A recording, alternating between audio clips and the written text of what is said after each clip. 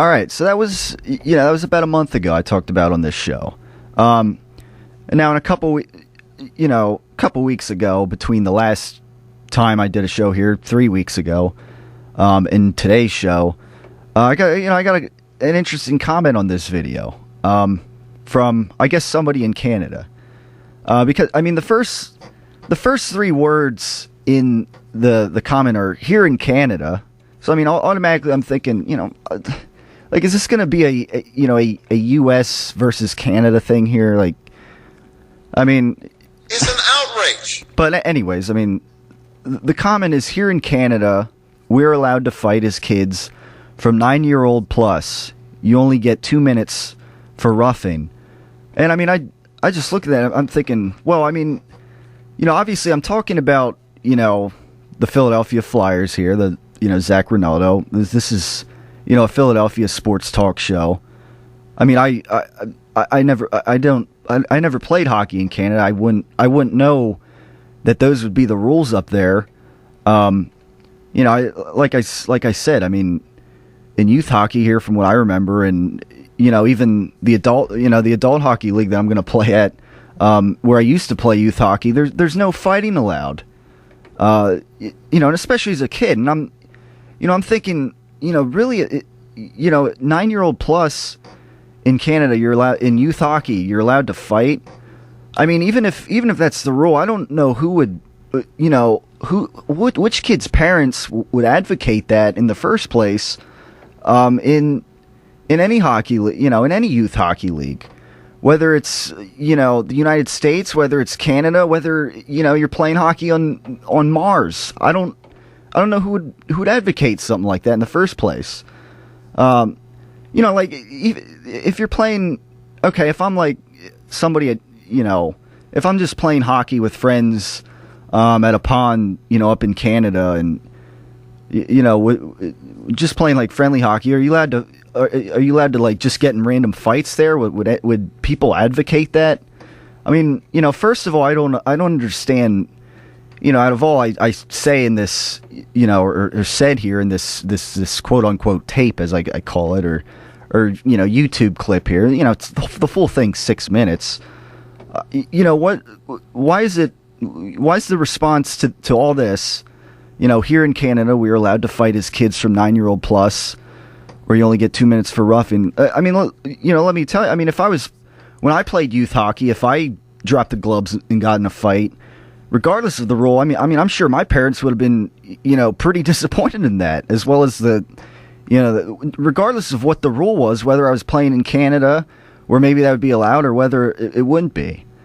If I was, if I'm a parent, not anytime soon, but one day I'm a parent and my kid plays hockey or something like that, and he, I'm never going to advocate for him to get in a fight. I'm, not on a moral standpoint, but just on a strategic standpoint. I continue to say that here.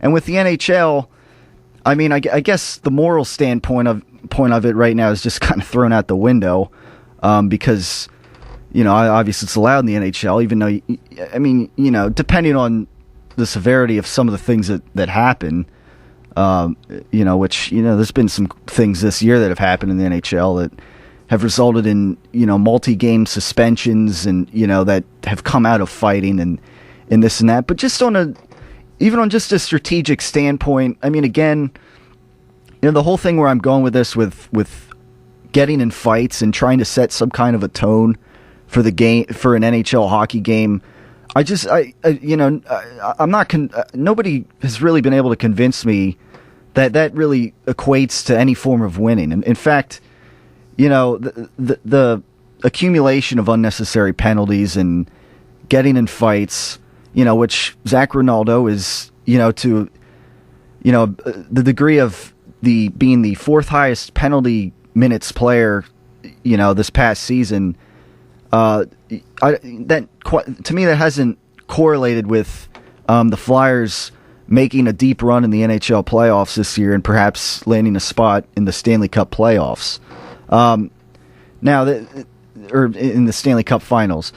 And again, I mean, I went, you look at that list, and I looked at that list and I noticed, the Boston Bruins, who, they were eliminated in the second round of the playoffs by the Montreal Canadiens, who had who swept their opponents in the first round. The Bruins' number one record overall in the league, and the Penguins, a lot of these premier teams, they didn't have anybody on that top 40 list, and that's where I'm going with this. And, I guess how I tie this into, with the Flyers here is that, and now they got Ron Hextall as the new general manager. A couple weeks ago, Ron Hextall, I heard him getting interviewed by, of course, none other by Mike Missinelli. Randy, how you doing, man? Has a knack for interviewing, Flyers personnel. He interviewed Ron Hextall, and Ron Hextall said how there's some young guys on this roster, like Claude Giroux and Wayne Simmons. He named a few other. Jake Voracek, obviously, is one of the most skilled players in the Flyers roster. And then he said, I'm glad that we got these guys, and he also threw Zach Rinaldo's name in there, and I just, I kind of like shook my head, and, like, what does he? I mean, I don't know what Zach Rinaldo really brings on a hockey skill standpoint to the Philadelphia Flyers organization.